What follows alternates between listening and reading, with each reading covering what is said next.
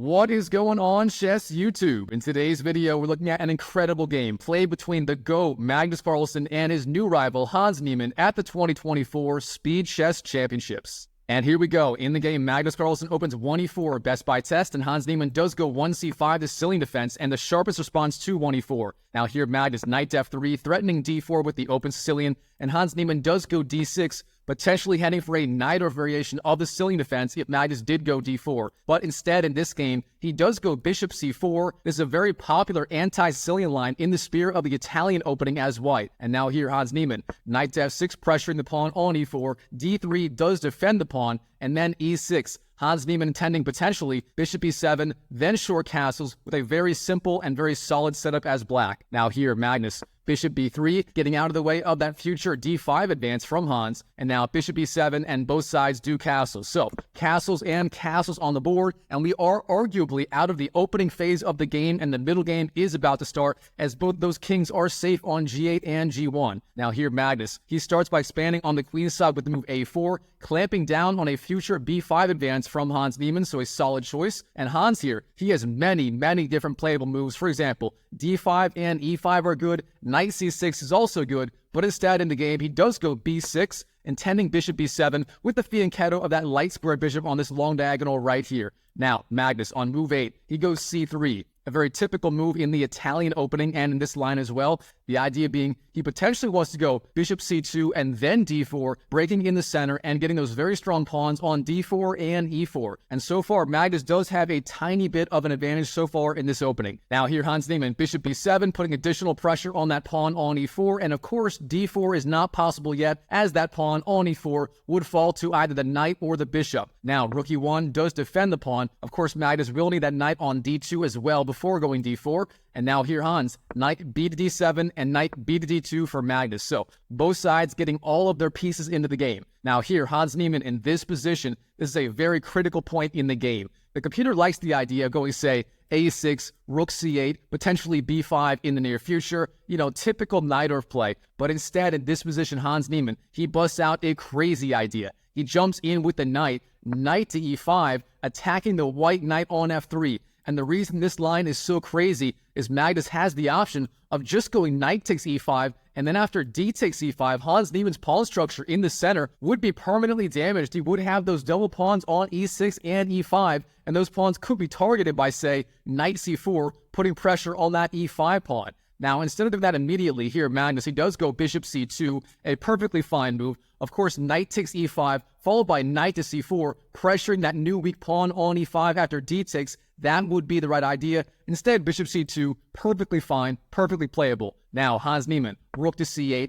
and here Magnus, he does actually take on e5. Knight takes e5, then d takes, and then knight to c4. So Magnus does find the key idea in this position. And now, of course, there is quite a bit of uncomfortable pressure on that pawn on e5 by that knight on c4, and Hans Niemann must defend. So with that in mind, queen c7 is the move, but now Magnus, queen to f3, sliding the queen over to the king side, potentially threatening queen g3, and then bishop to h6, a very common attacking idea. That queen would be targeting g7, and of course that pawn on e5, and this all could get very dangerous for Hans Niemann very fast. Now, in the game, Hans Niemann, he does find the right idea. He goes a6, expanding on the queen side. His main source of counterplay is going to be b5, driving back that knight, and potentially threatening c4 or b4 in the future. Now here, Magnus, queen g3, a very interesting move, putting pressure on that pawn on e5, and again threatening bishop h6 next. However, Hans Niemann, he does not defend that pawn on e5.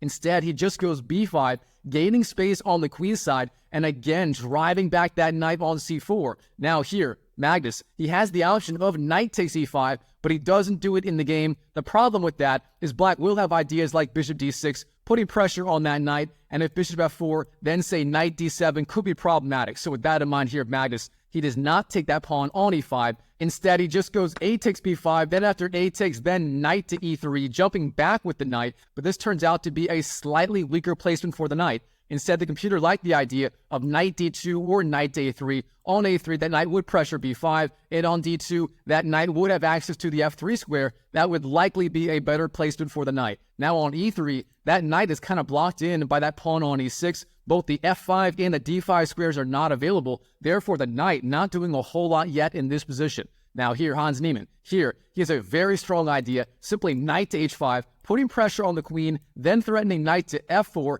and that knight would be an absolute monster on the f4 square.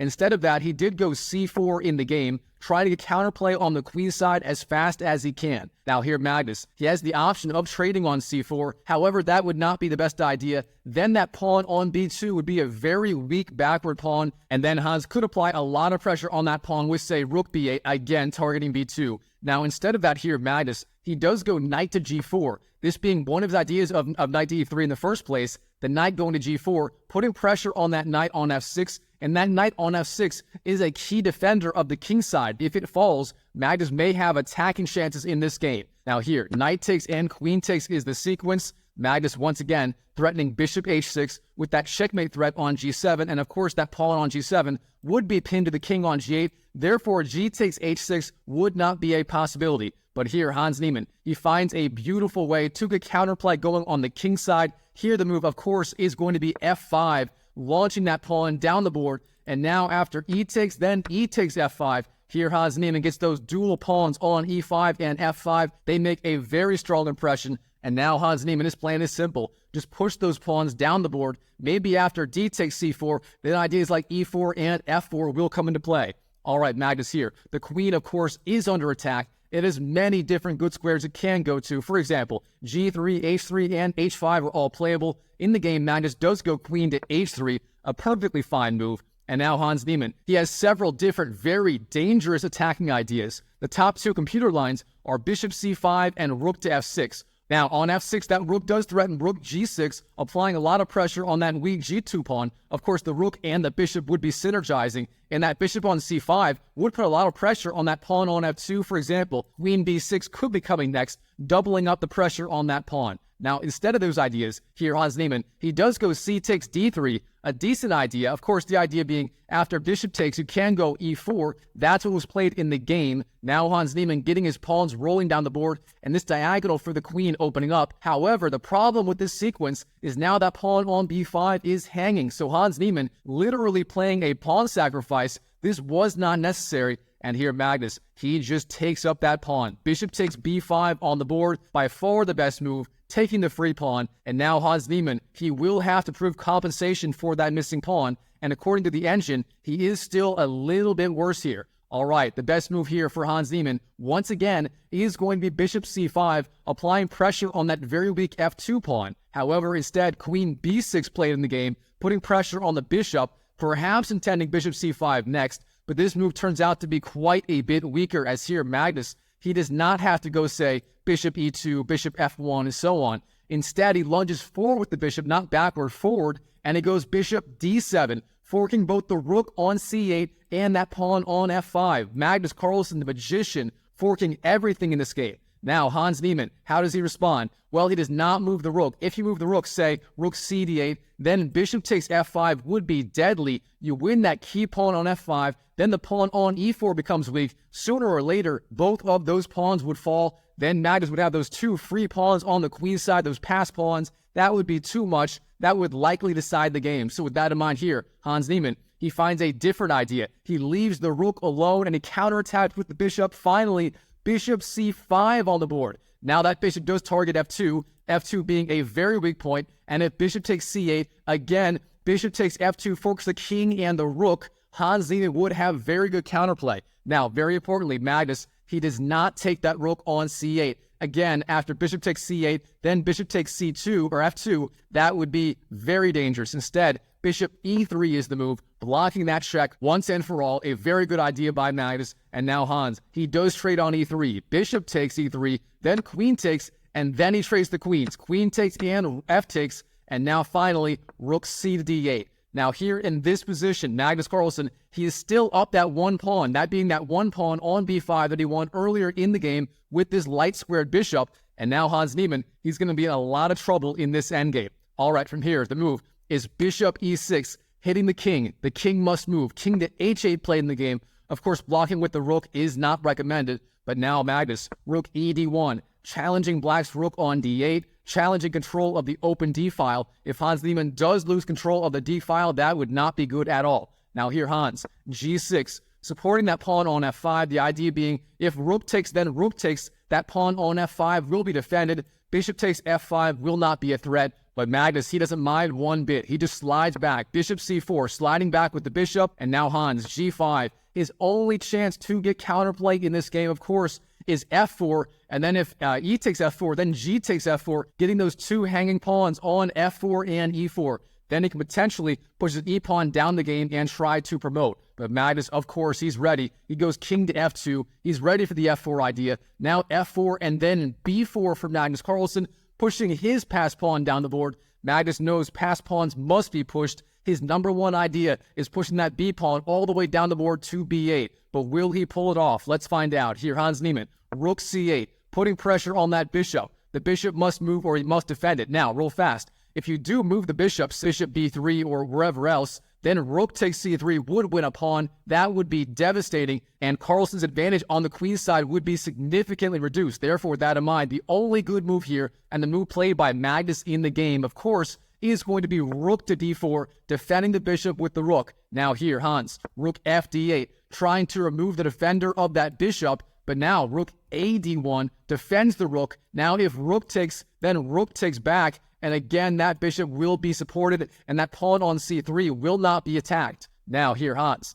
rook to f8, the idea being potentially he wants to go f3 with various tactical ideas against that king on f2. But now b5, Magnus Carlsen pushing his pawn down the board. He's not slowing down. All right, rook c5 for Hans, jumping in with the rook, then rook to d8 for Magnus Carlsen, forcing at least one pair of rooks off the board as that rook on f8 is pinned to the king on h8. Now here, Hans Niemann, he's already down to 9 seconds left on the clock. He is under extreme time pressure. Magnus has 2 minutes left on the clock. Magnus doing just much better here on the clock. Now, rook takes and rook takes d8. Of course, king to g7 is forced here. King g7 played in the game. And now Magnus, bishop to e2, sliding back with the bishop. His idea, perhaps, he wants to go c4, then those pawns on c4 and b5 will be perfectly defended. And very importantly, if Hans Niemann does take that pawn on c3, it is currently hanging, then the idea of rook d7 check forks the king and the bishop. Therefore, Hans Niemann,